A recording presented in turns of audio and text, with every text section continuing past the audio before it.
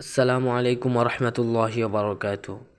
আজ আমি আপনাদের শোনাব কিছু গুরুত্বপূর্ণ সকালবেলার দোয়া ও আমল, যা করলে ইনশাআল্লাহ ঘর, দোকান, ব্যবসা ও রুজিতে আল্লাহর বরকত আসবে।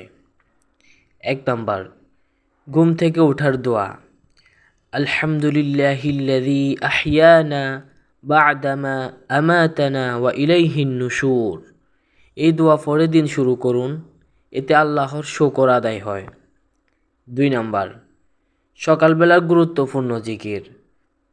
সুবহানাল্লাহ ৩৩ বার, আলহামদুলিল্লাহ ৩৩ বার, আল্লাহু আকবার ৩৪ বার। এই জিকিরগুলো দুশ্চিন্তা দূর করে এবং রিজিকের দরজা খুলে দেয়। ৩ নাম্বার, আয়াতুল কুরসি।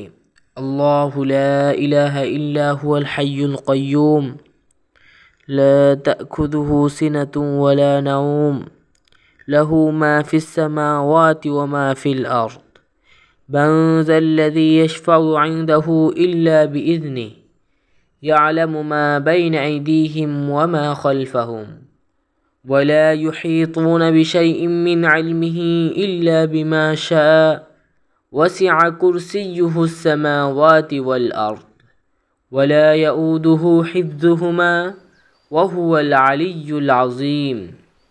সকালে বিকেলে আয়াতুল কুরসি পড়লে আল্লাহ আপনার হেফাজত নিজে করে নেন।